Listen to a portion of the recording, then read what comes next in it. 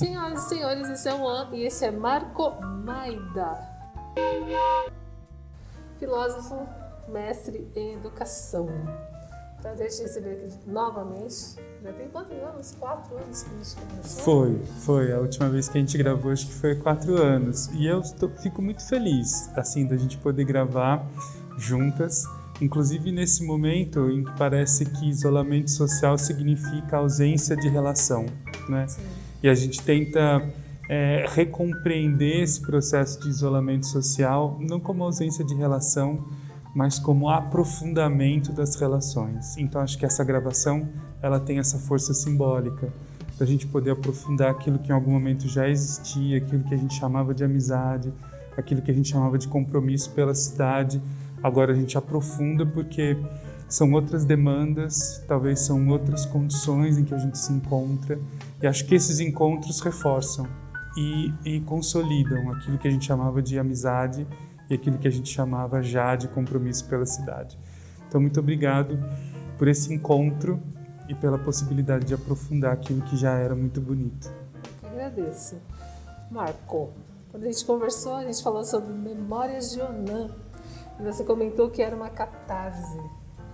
O que você está fazendo como catarse atualmente?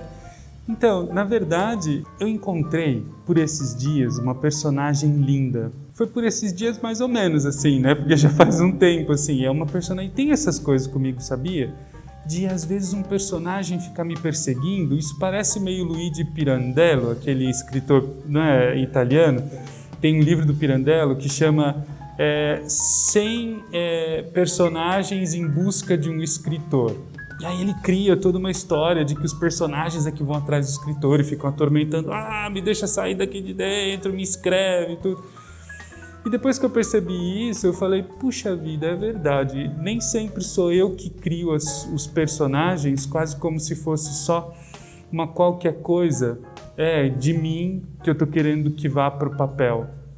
Mas é como se o personagem existisse de fato e ele só precisasse de alguém para permitir que ele vá para o papel e depois vá ao encontro das pessoas. Aconteceu que a minha irmã, que é religiosa, não sei se eu contei para você, ela é freira, ela mora lá em Aparecida do Norte, o nome da congregação é Mensageiras do Amor Divino, é uma congregação feminina fundada por uma aparecidense, a irmã Felici Braga, nasceu em Aparecida, morou em Aparecida e ali, década de 50, decidiu que a forma como ela ia transformar o esforço dela em um esforço para propor uma cidade mais justa, uma cidade mais bonita, enfim, seria fundar a congregação, né, uma congregação de mulheres para, atuarem pelo bem da cidade, né? E aí a irmã Felici faleceu, a fundadora faleceu, e ela deixou muita coisa escrita, mas assim, muita coisa mesmo. E aí então tinha um acúmulo de documento desorganizado, e tudo em pasta aleatória, e precisava de alguém que tivesse disposto a enfrentar o desafio de pegar esses documentos e dar a eles uma certa ordem, assim. E eu fiquei muito feliz com a oportunidade de poder ir lá e conhecer esse acervo, né? Ter contato com esse acervo e poder organizar esse material. E eu fui.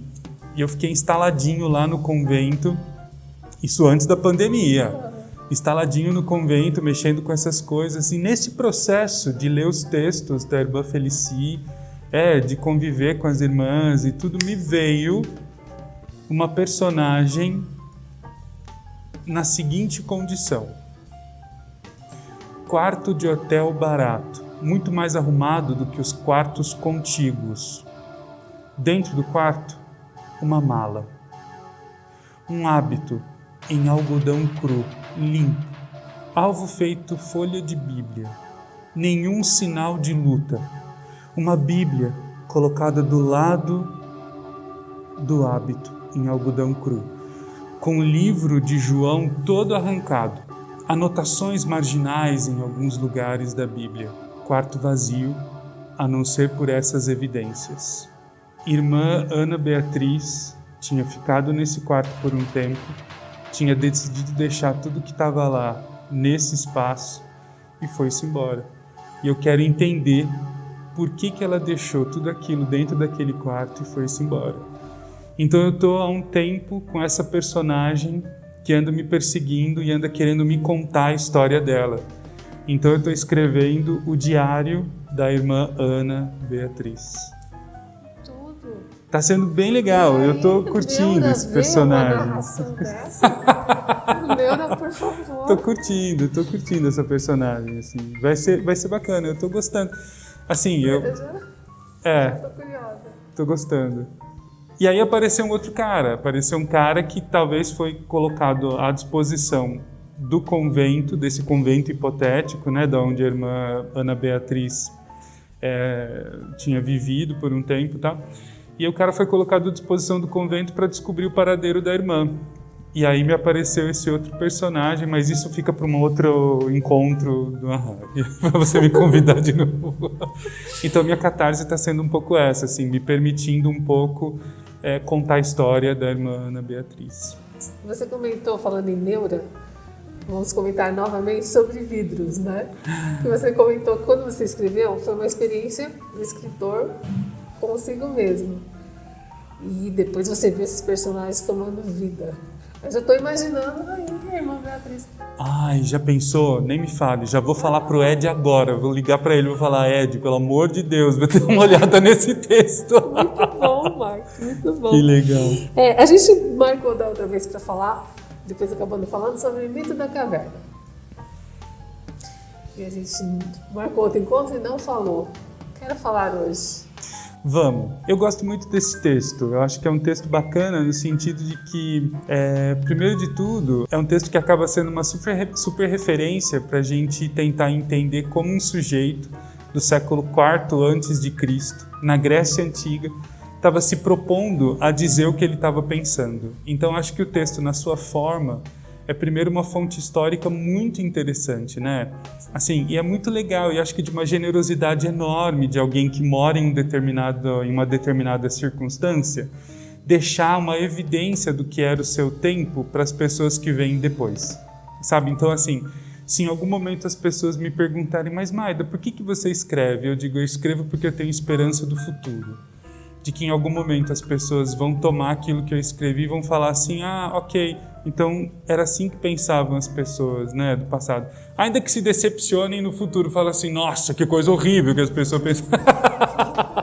Mas enfim, Lembrei agora da história do nosso amigo. Tipo, memória de hoje. Sim, mas é uma evidência do tempo, né? Enfim, minha colaboração nem sempre tão boa, né, para aquilo que vão dizer da gente no futuro. Mas, enfim, o texto acaba sendo isso, sabe? Uma fonte histórica que em algum momento a gente pega e fala assim: ah, ok, olha só, que era a Grécia do século IV a.C., né?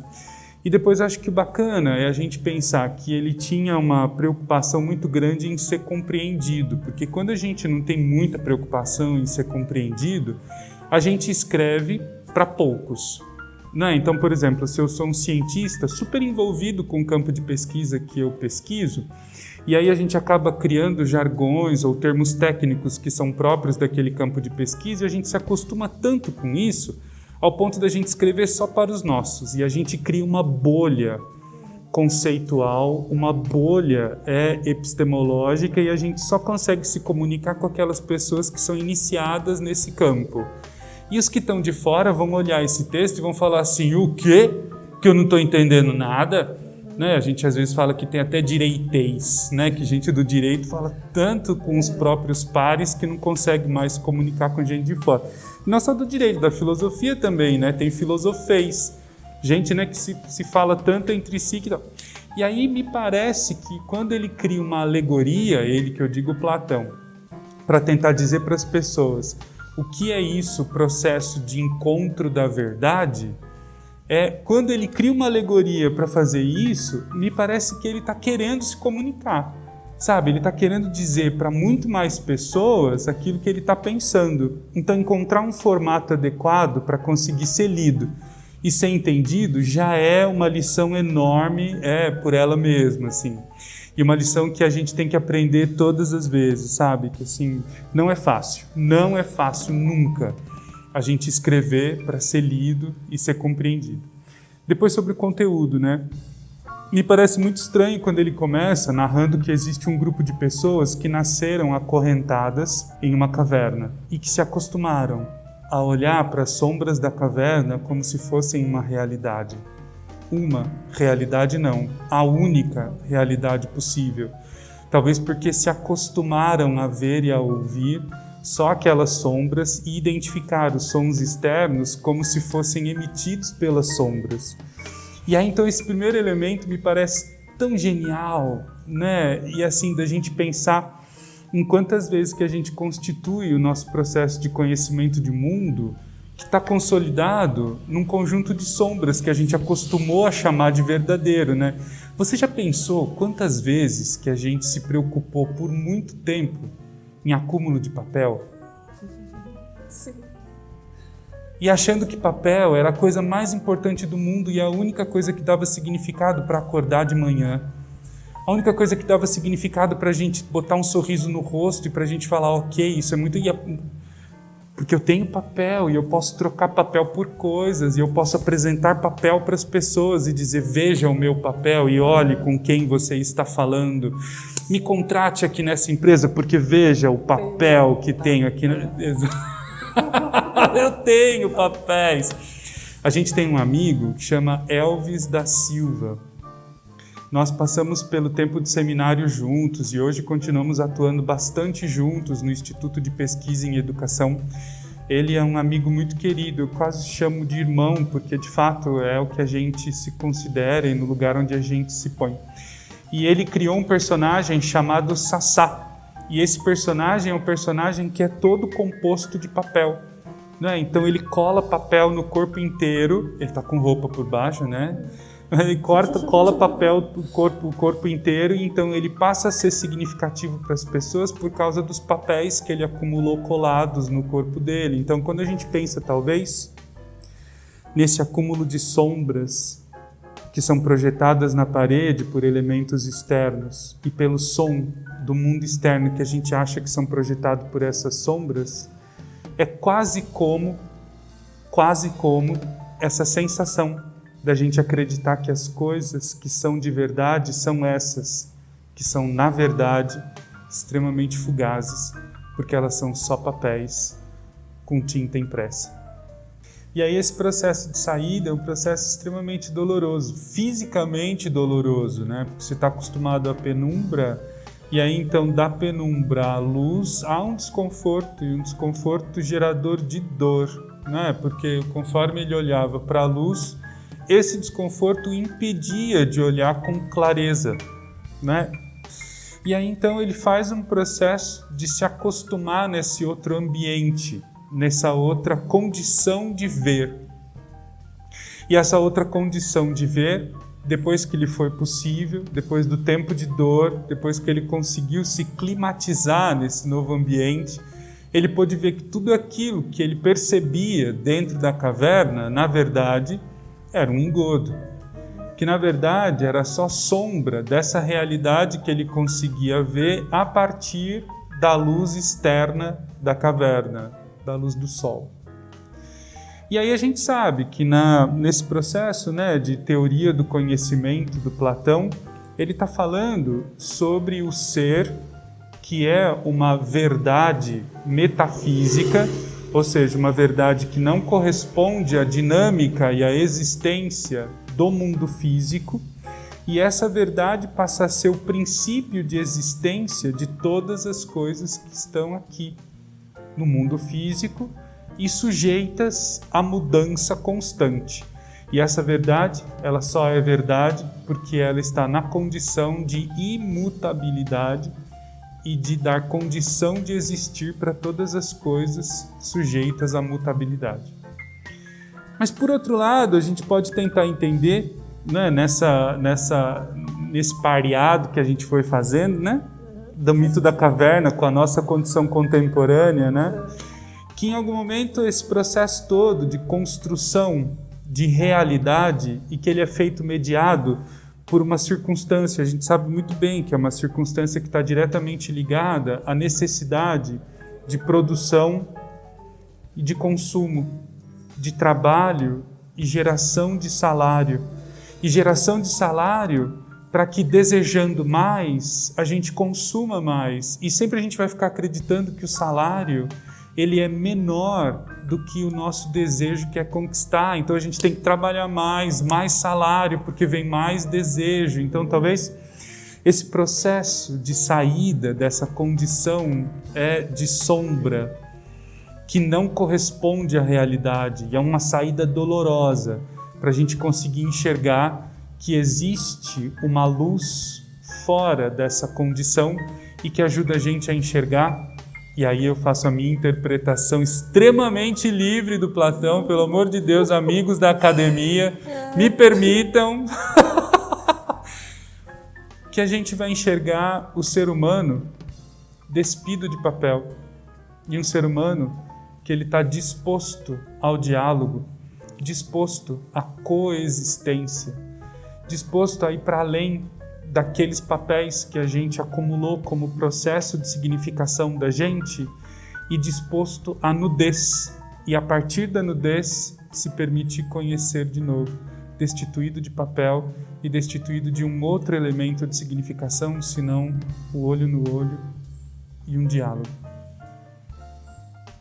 Então, não sei, é um pouco uma outra proposta de leitura do Mito da Caverna. Falando em olho no olho, Sim. Falando em olho no olho, como que tem sido esse processo de adaptação? Porque o Marcos é professor de faculdade, aliás, professor amadíssimo, todos os alunos adoram você, não só da faculdade, como do colégio também.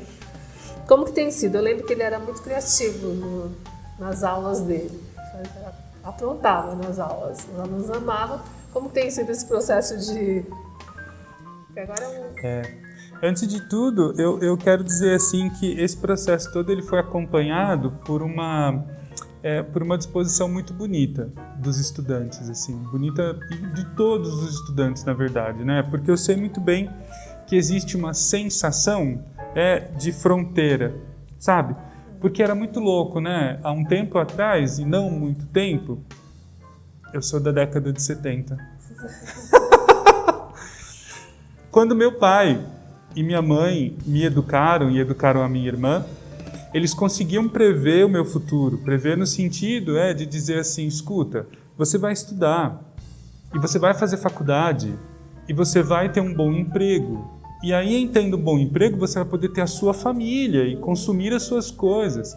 E nesse processo de consumo, você vai conseguir comprar a qualidade de vida para você e para sua família. E é lógico, quanto melhor for o seu emprego e o seu salário, melhor será a quantidade e qualidade de vida que você vai poder comprar para você e para sua família. Não é bom isso? E eu falava, é muito bom. Por isso, então, eu vou depositar um dinheiro aqui na sua conta para você conseguir levar para frente o seu futuro. Então, desde que a gente nasce, a gente ganha uma conta poupança, né, para ajudar você a tocar o seu futuro para frente. Então, me parece que ainda na década de 70 era possível prever o futuro de alguém que estava nascendo na década de 70, sabe? Esse vai ser o passo a passo que você vai seguir. Então eu digo que foi muito generoso dos estudantes e de todos eles, porque essa condição em que a gente está vivendo, parece que ela não permite a gente saber o dia de amanhã.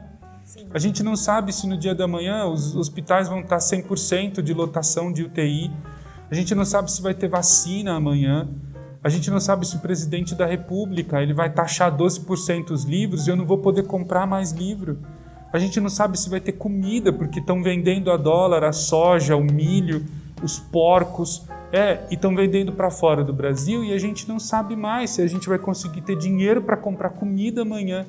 Então essa sensação de não sei mais o meu dia de amanhã é uma sensação que parece muito próxima e muito própria de todas as pessoas com quem eu me relaciono, mediado por essa tecnologia da informação e comunicação. Então eu digo que eles foram extremamente generosos porque eles entenderam que ainda que nessa condição de ausência de futuro, de ausência de previsibilidade, a gente podia criar espaços e condições para a gente poder se encontrar e entender o que está acontecendo em nossa volta, com os poucos recursos que nós temos, com a condição em que nós temos, mas que a gente consegue se encontrar e poder dizer, ok, o que a gente pode falar sobre hoje e o que a gente pode tentar se propor para amanhã, né? Então, encontrar as condições de possibilidade para que nessa condição de generosidade extrema se dê o encontro, se dê processos de compreensão do hoje e se dê estratégias de amanhã, está sendo um processo que eu vou guardar para o resto da minha vida, de verdade. E eu estou dizendo de adolescentes com 12 anos, que estão dizendo assim, tá, eu estou disposto, eu acordei e eu estou aqui hoje porque vamos trocar ideias sobre esse assunto. E se colocam à disposição. Até pessoas, senhoras, com 50 anos, 60... Pô, senhoras com 50 anos, foi muita sacanagem, né?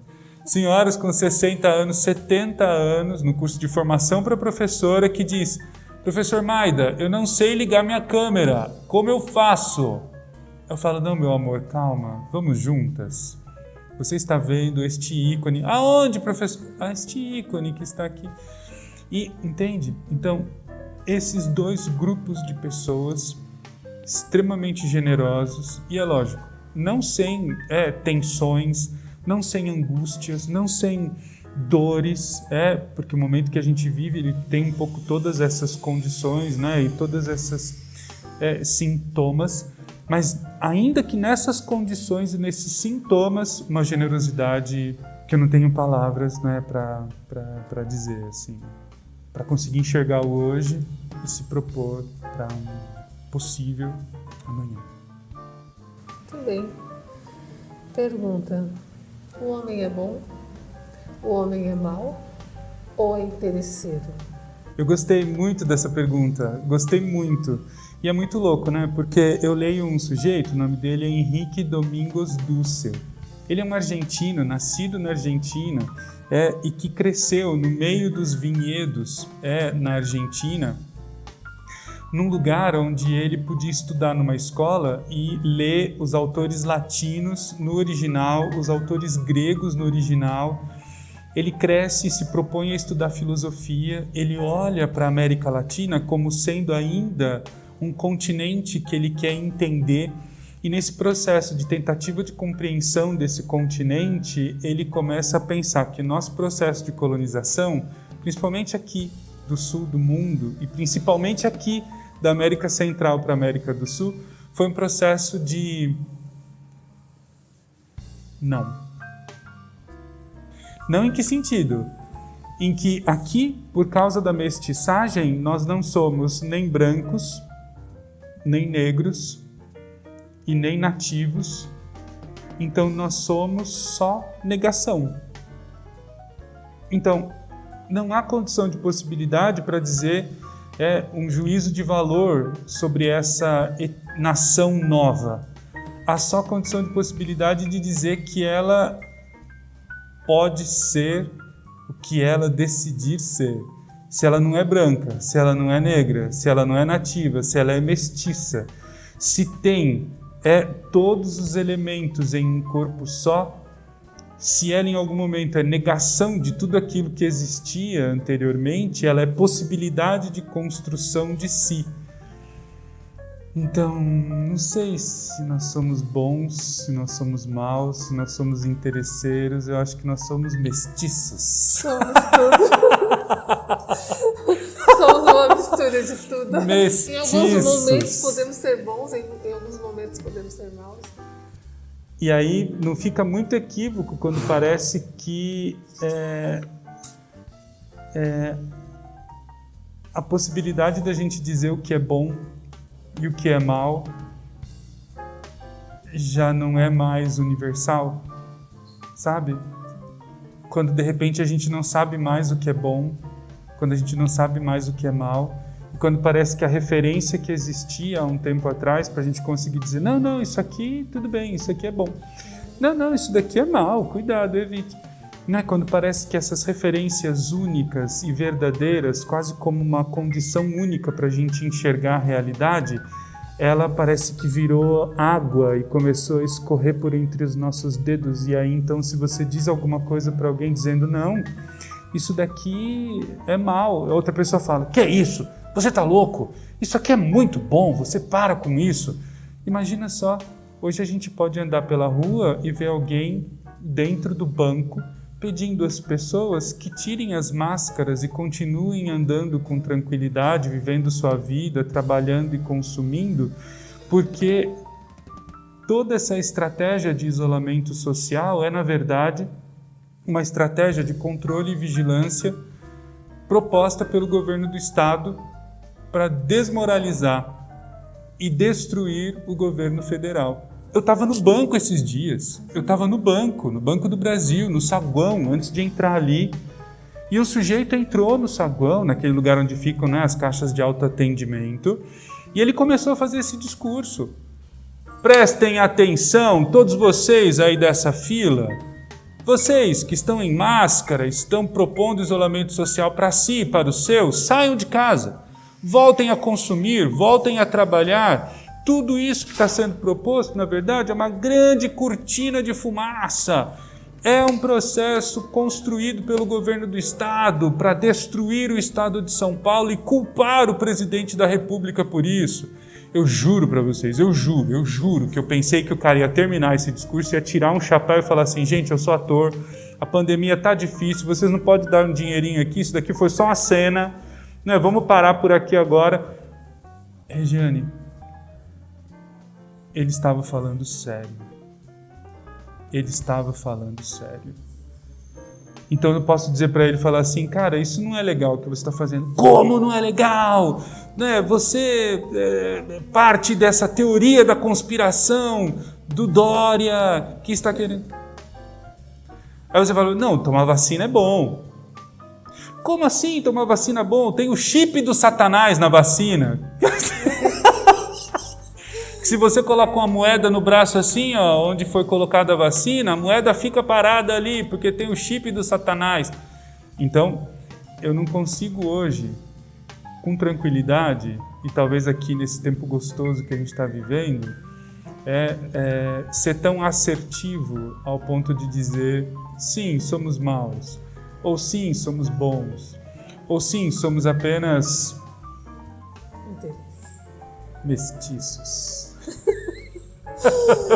Sobre Marco Maida, uma vergonha. Nossa, eu uma vez, olha, Cláudio, você vai ver isso, lembra disso, cara. Uma vez a gente estava num grupo de estudos na Uninove, o professor Antônio Joaquim Severino, assim que ele se aposentou da USP, da Faculdade de Educação, ele foi contratado pela Uninove para coordenar um grupo de pesquisa em educação lá na pós, né? E eu e o Cláudio Domingos Fernandes, a gente foi para acompanhar esse grupo. E aí, então, a gente estava lendo uma autora alemã,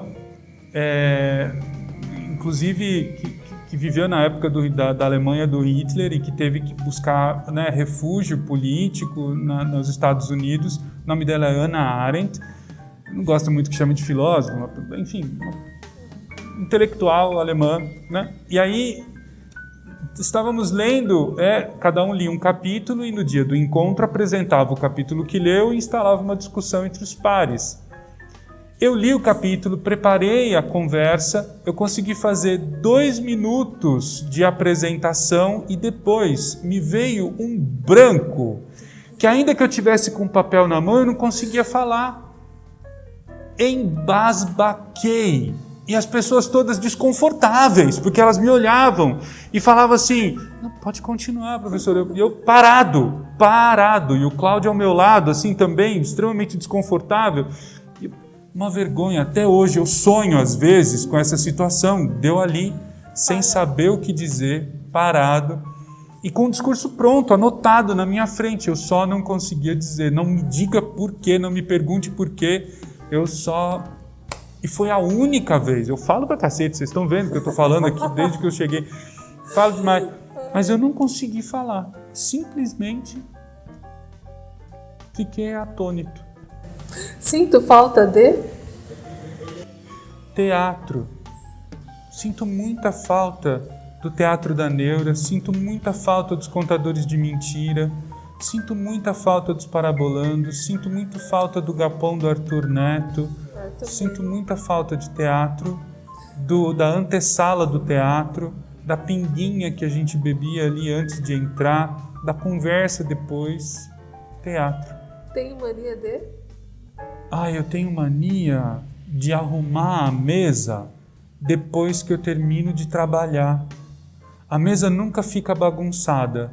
Eu termino, né, de trabalhar e aí, sei lá, tipo 9h30, 10 horas, né, eu fecho tudo e vou, né, descansar.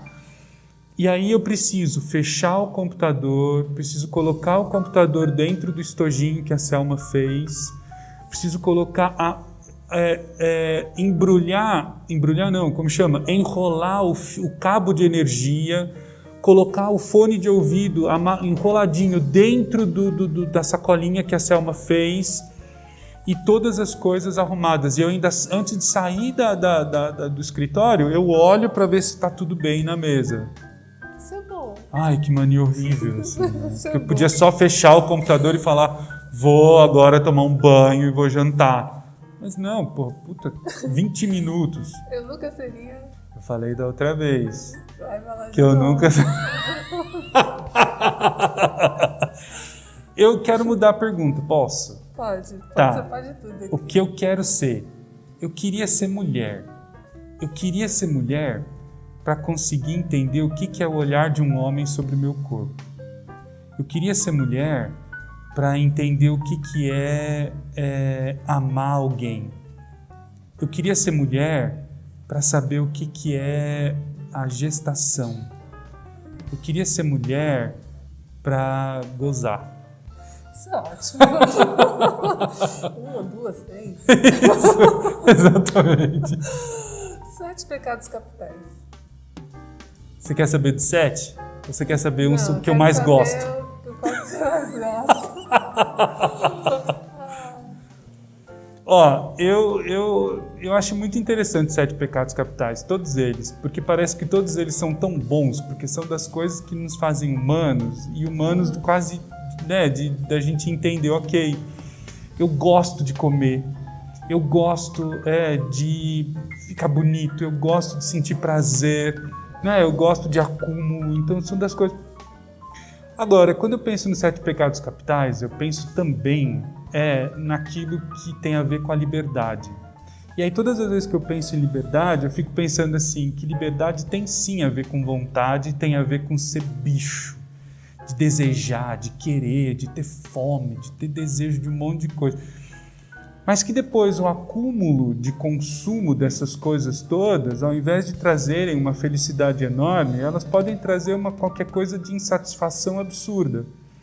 E aí então eu fico pensando num sujeito chamado Epicuro, um sujeito ali do finzinho da era clássica da Grécia, quando ele falava sobre a liberdade como sendo a nossa capacidade de escolher o prazer. Então, o prazer não é comer até estourar, mas é comer aquilo que você gosta na quantidade que vai te fazer sentir super confortável e dizendo assim, nossa, como foi gostosa essa comida. E eu não vou vomitar depois porque eu comi demais, eu não vou passar mal, ter que tomar um engove depois, mas é porque eu comi gostoso. Beber, a mesma coisa de beber gostoso, de falar, nossa, agora eu tô legal. Deu aquele baratinho, a bebida estava gostosa, a conversa estava gostosa e ok, eu quero me manter nessa condição porque é aqui para não dar PT e depois a galera ter que te levar no hospital porque nem tem lugar no hospital e você pega Covid e você morre, pô.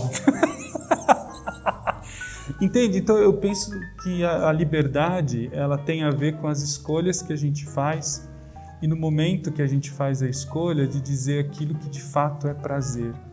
Então, escolher o prazer de fato, e não escolher a doença, né, o transtorno, algo que vai, na verdade, fazer mal a si e fazer mal ao outro. Não é? Mas eu gosto de pensar os pecados capitais como sendo, na verdade, eu gosto de pensar a liberdade na condição de escolha pro prazer, e o prazer de fato, e não aquilo que vai me fazer mal, assim, mas um prazer que eu posso me manter na condição de prazer. Eu sou... A luz das estrelas.